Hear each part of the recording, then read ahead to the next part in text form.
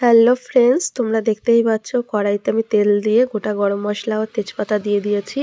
তারপরে দিয়ে দিচ্ছি হচ্ছে পেঁয়াজ কুচি। তো সেটাকে ভালো করে ভেজে নেব। তার সাথে তোমাদের এটাও বলে দিচ্ছি, আজকের রেসিপি হচ্ছে বিরিয়ানি রান্না করে তোমাদের সাথে পুরোটা আমি শেয়ার করব। তোমরা বুঝতেই পারছো আমার একটু ঠান্ডা লেগেছে, তাই ঠিকঠাক ভয়েসটা দিতে পারছি না তোমাদের সাথে। এই যে লাল পেঁয়াজটা আমার লাল লাল করে ভাজা ভাজা হয়ে গেছে। এখন এটাকে আমি তুলে নেব। তার ভিতরে আমি দিয়ে দিচ্ছি মশলাটাকে ভালো করে এখন কষিয়ে নেব। ঠিক আছে বন্ধুরা, তোমরা সবাই বলো তোমরা কেমন আছো। আশা করি খুব ভালো আছো, আমরাও খুব ভালো আছি। তো প্লিজ ভিডিওটা লাইক কমেন্ট শেয়ার অবশ্যই করো। এই দেখো দেখতেই পাচ্ছ মশলাটা ভালো করে কষিয়ে নিচ্ছি। যতক্ষণ মশলা থেকে তেল বেরোবে না ততক্ষণ মশলাটাকে ভালো করে ভেজে নেব। এবার দেখো আমি এর ভিতর দুটো টমেটো কেটে এর ভিতর দিয়ে দিয়েছি। এবার টমেটোটাকে ভালো করে আমি নাড়িয়ে নরম হওয়া পর্যন্ত অপেক্ষা করব। তারপরে এই দেখো টমেটোটা নরম হয়ে গেছে। এর ভিতরে এখন চিকেনগুলো দিয়ে দিচ্ছি। চিকেনগুলো দিয়ে ভালো করে কষিয়ে নিব। কষিয়ে নিয়ে তারপর তো দেখলা তোমরা আমি মিট মশলা দিয়ে দিলাম। আর এবার আমি দিয়ে দিচ্ছি হচ্ছে 1 চামচ কেওড়া জল আর 1 চামচ গোলাপ জল দিয়ে দেবো। দিয়ে আর এর ভিতর দিয়ে দিচ্ছি আমি 1 ফোঁটা আতর দিয়ে দেবো, তাহলে পুরো বিরিয়ানির পুরো স্মেলটা চলে আসবে মাংসের ভেতর। আর এখানে দিয়ে দিচ্ছি সামান্য একটু দুধ দিয়ে দিলাম। দিয়ে এটাকে ভালো করে কষিয়ে নেব। তোমরা দেখতেই পাচ্ছ এটা থেকে মাংসটা থেকে প্রায় জল বেরিয়ে গেছে, ভালো করে আমার কষানো হয়ে গেছে।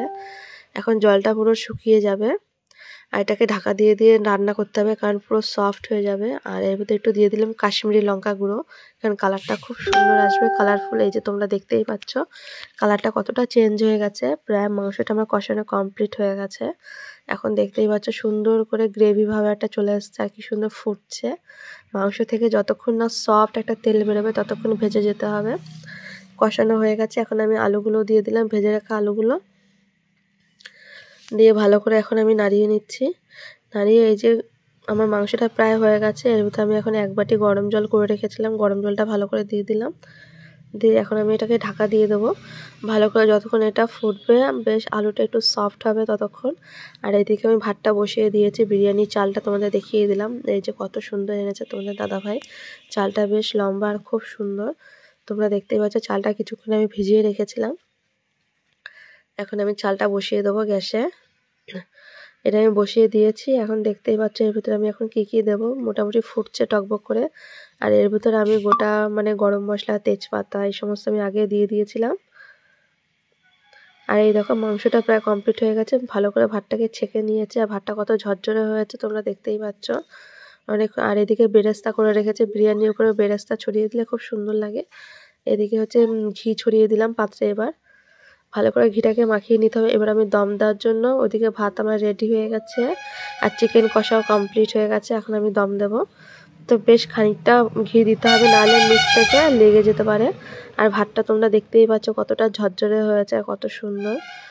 ঠিক আছে, ভাতগুলো এরকম আমি হাতে করে নিয়ে ভালো করে ছড়িয়ে দেবো।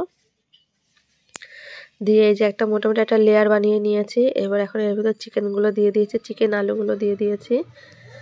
দিয়ে আর এই দেখো এখন গরম দুধের ভিতর আর হচ্ছে 2 ফোঁটা আমি আতর দিয়ে দেবো। আর এর ভিতর গোলাপ জল কেওড়া জল আর 1 চামচ করে দিয়ে দিচ্ছি দুধের ভেতর। দিয়ে এদিকে দুধটা আমার প্রায় রেডি হয়ে গেছে। চলো এবার আমি দেখিয়ে দিচ্ছি তোমাদের। প্রচণ্ড ঠান্ডা লেগেছে, ঠিক কথা বলতে পারছি না। এই দেখো লেয়ারটা মোটামুটি আমার একটা লেয়ার দেওয়া হয়ে গেছে, চিকেনটা দিয়ে দিয়েছি। এবার সামান্য একটু লবণ ছড়িয়ে দেবো। সামান্য একটু লবণ ছড়িয়ে দিয়ে ওপর থেকে এবার ভাতে আরেকটা লেয়ার করে দেবো।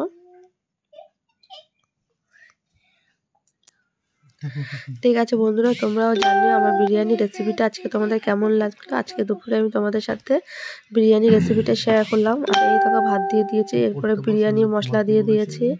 এবার বেরেস্তা দিয়ে দিচ্ছি ওপরে, বিরিয়ানির বেরেস্তা। কালারটা কতটা সুন্দর কালারফুল এসছে তোমরা দেখে বুঝতেই পারছো। আর এই দেখো দিয়ে দিচ্ছি এর ভিতরে ঘি, বেশ পরিমাণ মতো অনেকটাই ঘি দিতে হবে। তো তোমরা তো তোমাদের মতো অনেক রকমের বিরিয়ানি বানিয়েছো, তো আমি একটু সামান্য চেষ্টা করলাম। তোমরা প্লিজ জানিও কেমন লাগলো। আর এই দেখো যে দুধটা রেডি করে রেখেছিলাম সেটা এখন আমি দিয়ে দিচ্ছি ভাতে ভালো করে। দিয়ে এখন আমি এটা চাপা দিয়ে দমে বসিয়ে দেবো। তো ফাইনালি এখন বিরিয়ানি সব আমার রেডি হয়ে গেছে।